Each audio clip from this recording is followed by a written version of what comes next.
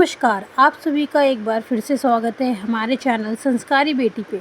गुरु गोविंद दो खड़े काके लागो पाए, बलहारी गुरु आप पे जिन गोविंद यो बताए। गुरु हमारे जीवन में विशेष महत्व रखते हैं, वही हम लोगों को ज्ञान देते हैं जिसके कारण हम भगवान तक को प्राप्त कर सकते हैं। गुरु के ज्ञान से ही हमारा जीवन तर जाता है। गुरु ही ऐसे व्यक्ति होते हैं जो हमें ऐसी शिक्षा देते हैं जिससे हम अपने जीवन में सफल हो पाते हैं। आप सभी को गुरु पूर्णिमा की हार्दिक बधाइयाँ। आषाढ़ माह की पूर्णिमा के दिन गुरु पूर्णिमा भी मनाई जाती है। इस दिन शिष्य अपने अपने गुरु की पूजा करते हैं। मान्यता है कि इस दिन चारों वेद का ज्ञान देने वाले वेद व्यास जी का जन्म हुआ था। यही कारण है कि इसे व्यास पूर्णिमा भी कही जाती है। महर्षि व्यास जी ने पहली बार मानव जाति को चारों वेदों का ज्ञान प्रदान किया था। इसके कारण उन्हें प्रथम गुरु की उपाधि प्रदान की गई। पूर्णिमा तिथि भगवान विष्णु को भी समर्पित मानी जाती है और इस दिन माता लक्ष्मी की भी पूजा करने से घर में सुख समृद्धि आती है और खुशहाली आती है। माता लक्ष्मी का आशीर्वाद हम पर बना रहता है। इस पावन अवसर पर सुबह जल्दी उठकर यदि हो सके तो नदी में जाकर स्नान करके स्वच्छ वस्त्र पहनने चाहिए। अगर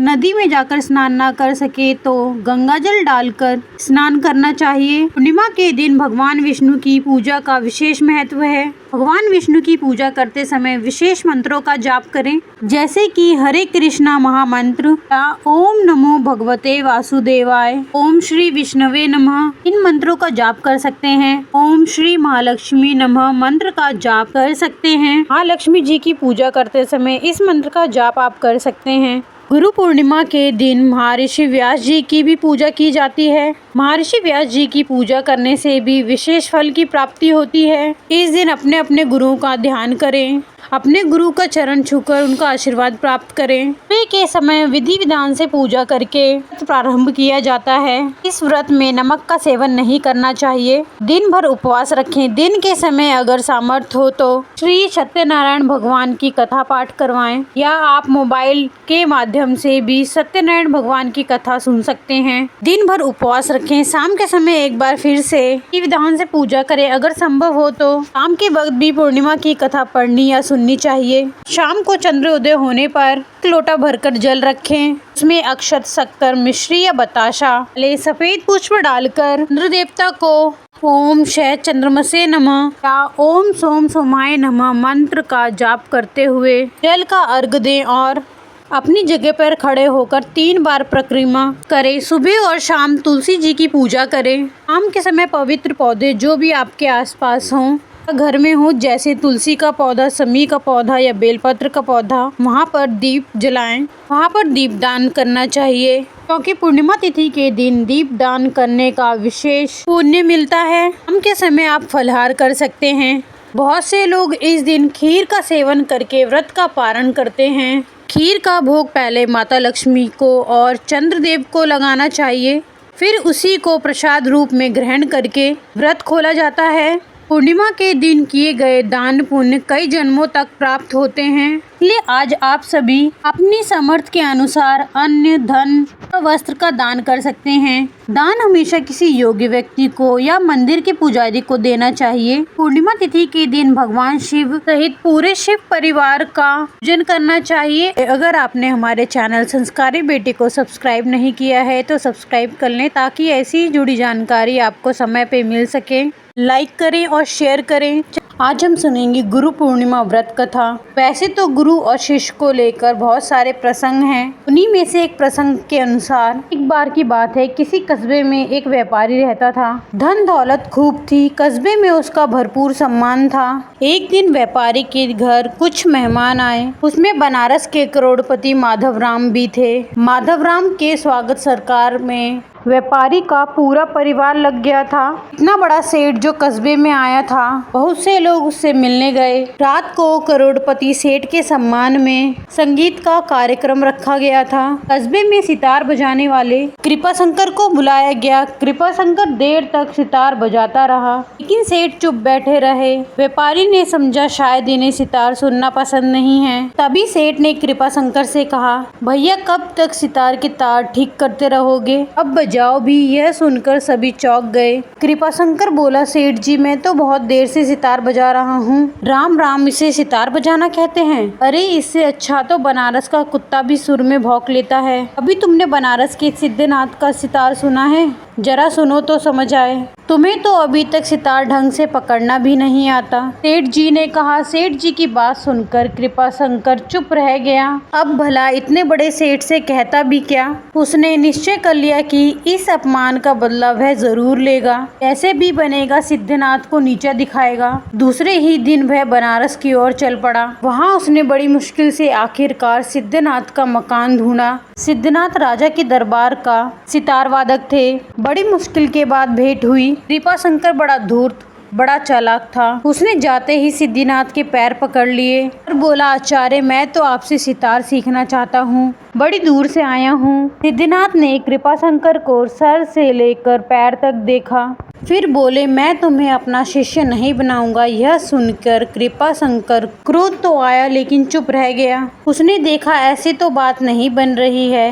तब वह सिद्धिनाथ की पत्नी की खुशामद करने लगा। सिद्धिनाथ की पत्नी को उस पर दया आ गई। किसी तरह उसने भी अपने पति को मना लिया। सिद्धिनाथ बड़े सहजन व्यक्ति थे। उन्होंने कृपाशंकर को शिष्य बनाया तो पारस ने उस पर उड़ेल दिया। धीरे धीरे उसे सितार की सारी गहरी विद्या सिखा दी। कृपाशंकर तो इसी अवसर की तलाश में था। सब कुछ सीखकर वह एक दिन सिद्धिनाथ से बोला कि आचार्य आप अब बहुत ही बूढ़े हो गए हैं, अपनी जगह मुझे राज दरबार में रखवा दीजिए। सिद्धिनाथ ने सोचा, मेरा शिष्य कह तो सही रहा है। तब उन्होंने उसकी बात मान ली। राजा से कहकर कृपाशंकर को राज दरबार में रखवा दिया। अब दरबार की नौकरी पाते ही कृपाशंकर के तेवर बदलने लगे। अवसर का लाभ पाते ही और लाभ उठाकर उसने एक दिन राजा से कहा, राजा आप मेरे गुरु को जितनी तनख्वाह देते हैं उतनी मुझे भी दीजिए। मैं भी तो संगीत में उनके ही समान निपुण हूँ। यह सुनकर राजा चौंके और बोले, मैं परीक्षा लेकर देखूंगा।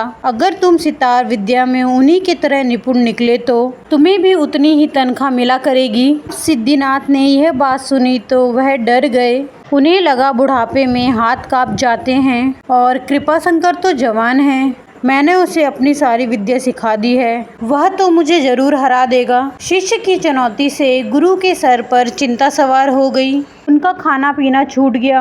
इधर उनकी पत्नी भी बड़ी परेशान हुई। अब मगर करे तो क्या करें, उसे खुद पर भी क्रोध आ रहा था। उसी की जिद पर तो कृपाशंकर को शिष्य बनाया गया था। शाम का समय था। सिद्धिनाथ पेड़ के नीचे बहुत चिंता में डूबे हुए थे। तभी वहाँ पर गंधर्वराज प्रकट हुए और पूछा, आचार्य क्या दुख है आपको? आपने जीवन भर संगीत की साधना की है, मैं आप पर बड़ा प्रसन्न हूँ, बताइए मैं आपके लिए क्या करूँ? गंधर्वराज को देखकर सिद्धिनाथ ने प्रणाम किया और फिर अपनी समस्या बताई।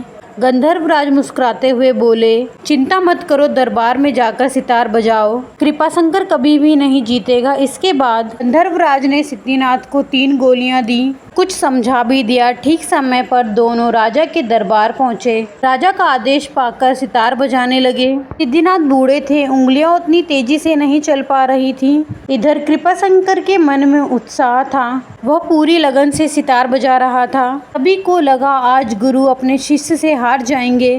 तभी चमत्कार हुआ। सिद्धिनाथ ने सितार का एक तार तोड़ दिया। तब भी सितार 7 स्वरों में बज रहा था। लोगों ने खूब तालियां बजाई। यह देखकर कृपाशंकर ने भी अपने सितार की एक तार तोड़ दी, लेकिन तार के टूटते ही उसका तो एक स्वर गायब हो गया। इसी तरह सिद्धिनाथ ने सितार के 7 तार तोड़ दिए। गंधर्वराज का वरदान, उनका सितार फिर भी 7 स्वरों में बजा रहा था। उधर कृपाशंकर ने अपने गुरु को देखकर तार पर तार तोड़ता गया।